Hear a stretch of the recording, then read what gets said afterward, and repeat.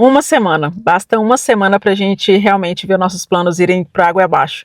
Basta uma semana para mim, para a dengue, para eu perceber como que a maioria das pessoas, né, destrói a vida emocionalmente toda vez que um imprevisto acontece. E eu já falei aqui, né, sobre estabilidade não existe. Porque o problema nunca foi a doença. O problema é o significado que você dá para essa pausa, né? A pessoa fica doente, perde o ritmo, sai da rotina, e ao invés de entender aquilo como um impacto temporário, né, se permitir aquela semana de descanso, transforma aquilo numa autorização silenciosa para desistir de tudo. E é impressionante, né, como que o cérebro faz isso muito rápido. Você passa meses tentando criar constância, como era o meu caso, tentando mudar comportamento, acordando de madrugada, tentando organizar a vida. Aí acontece uma quebra, né, no caminho e o seu cérebro já começa a negociar. Ah, agora já era, depois eu volto, vou esperar mais uma semana, 2 semanas, perdi o ritmo mesmo. E pronto, uma semana vira um mês vira um ano, e quando você percebe, a sua vida inteira já mudou com a como realmente de recomeços interrompidos, né? E eu tô falando isso porque eu vivi, né, exatamente isso agora nesses últimos dias. Eu fiquei uma semana parada por causa da dengue. Corpo muito ruim, muito cansaço, muita dor de cabeça, sem energia nenhuma, sem conseguir funcionar direito para nada. E sabe o que é mais interessante? O problema físico passa, assim, relativamente rápido, né?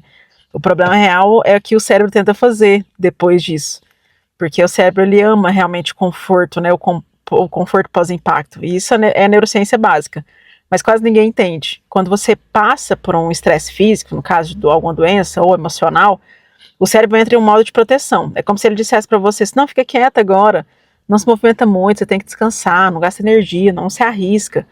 E biologicamente isso fazia sentido lá atrás, realmente, quando qualquer desgaste podia representar mesmo um risco de sobrevivência, né, pra gente, o que não acontece hoje. Só que hoje esse mecanismo se mantém muito preso, né? Porque o cérebro ele não sabe diferenciar um leão na floresta de uma planilha de trabalho, por exemplo, de um projeto, de uma meta financeira, de uma rotina de treino. Então ele só entende esforço e ameaça. É isso que ele identifica. Então depois de uma quebra, ele quer te convencer de que parar é confortável. E é exatamente aqui que a maioria se perde. Não na doença, não no imprevisto, perde na narrativa que cria depois desse fato. Porque adulto entende uma coisa que criança não entende. Pausa não é desistência. Só que criança, emocional, né, transforma qualquer dificuldade realmente em drama. Adulto retoma o movimento. Sem espetáculo, sem alarde, sem anúncio, sem aquela energia de agora vai.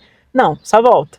Porque aí realmente entende que identidade é diferente da execução, né, de execução momentânea. Isso mudou muito a forma como eu me vejo hoje, né? Sou Maria Jerônimo, para quem não conhece, estudo neurociência.